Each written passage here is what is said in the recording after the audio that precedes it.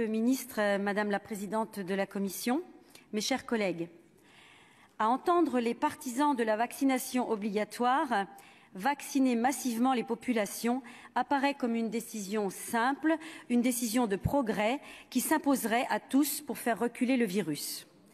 Et ceux qui osent douter, réfléchir et finalement faire un autre choix seraient d'obscurs complotistes.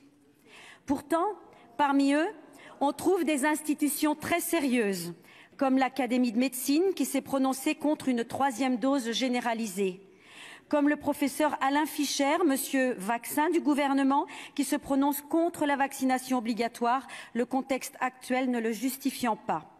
Comme le Conseil de l'Europe dans sa résolution du 27 janvier 2021 qui demande que la vaccination ne soit pas obligatoire et qui affirme que personne ne doit subir de pression politique, sociale ou autre pour se faire vacciner. Récemment, 4 pays, la Finlande, la Suède, la Norvège et le Danemark, interdisent le vaccin Moderna pour les hommes jeunes en raison des risques courus. Ou encore les nombreux collectifs de chercheurs et de scientifiques qui expliquent leur refus du vaccin obligatoire. Enfin, la France a inscrit le principe de précaution dans sa Constitution. Il est impossible légalement d'imposer un vaccin avec des produits expérimentaux qui nécessitent un consentement libre et éclairé. Je rappelle que les injections ARN messager sont toujours en phase 3 expérimentale et ce jusqu'en 2023. C'est une autorisation de mise sur le marché temporaire. Chers collègues, au-delà des institutions, nous sommes tous destinataires d'informations sourcées et de publications de qualité, d'études et de rapports français et internationaux. Dans les documents qui nous sont transmis, on nous alerte sur l'insuffisance des preuves concernant l'innocuité et l'efficacité des vaccins, sur la sécurité des injections, sur la transmission du virus ou encore sur les risques qui pèsent sur la vaccination des jeunes, des enfants, sur les sujets souffrant de pathologies graves ou sur les femmes enceintes. On nous alerte aussi sur les dégâts psychiques des injonctions sanitaires. Il n'y a donc pas de consensus scientifique autour de la vaccination obligatoire et de masse.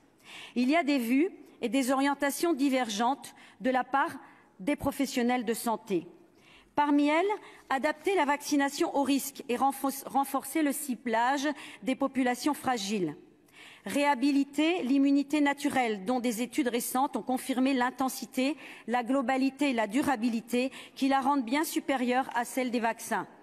Rendre aux médecins le droit de soigner à l'aide des traitements précoces reconnus. Ce sont eux qui connaissent le mieux l'état de santé de leurs patients. Mettre à disposition les données scientifiques et statistiques aux spécialistes de la pharmacovigilance, les universitaires, les virologues, les généticiens ou les immunologistes. Au vu de tous ces éléments, nous, parlementaires, chers collègues, quelle légitimité aurions-nous à rester sourds à d'autres arguments pour garantir la santé de nos citoyens? Comment pourrions-nous nous contenter d'une seule doctrine sur la situation? Quelle légitimité aurions-nous pour instaurer de manière autoritaire une vaccination obligatoire et une 3e dose alors que des médecins, des chercheurs, des soignants qui ont des compétences et l'expérience du virus doutent? Au point de renoncer, pour certains d'ailleurs, à exercer leur métier et de renoncer à leurs revenus. Chers collègues, nous avons besoin d'un débat contradictoire, d'où pourront naître des lois équilibrées et respectées. Il nous faut ouvrir ce débat et le nourrir d'une information loyale, transparente et indépendante. Si le gouvernement est convaincu et sûr de lui sur tous ces sujets, alors ouvrons le dialogue. Nous ne sommes pas la chambre d'enregistrement du Conseil scientifique et aujourd'hui, il est de notre devoir, en tant qu'élus de la République représentant les Français, tous les Français, de restaurer le droit commun et les libertés publiques, car il y va de leur confiance. À cet instant où l'épidémie nous offre une accalmie, où le taux de vaccination de la population française a atteint des niveaux élevés, il est temps de renoncer à la vaccination obligatoire. Il est temps de renoncer à la 3e dose. Il est temps d'arrêter de supprimer des lits dans les hôpitaux. Bien au contraire, Il est temps de faire un bilan et d'envisager de façon rationnelle la suite en sortant de la doctrine tout vaccinale. Plutôt que de gouverner par la peur et par le contrôle, il serait bon d'agir avec calme et raison. Vous l'aurez compris, mes chers collègues, je voterai contre cette proposition de loi. Merci. Très bien. Mes chers collègues, la discussion générale est close. La commission n'ayant pas élaboré de texte, nous passons à la discussion de l'article unique de la proposition de loi.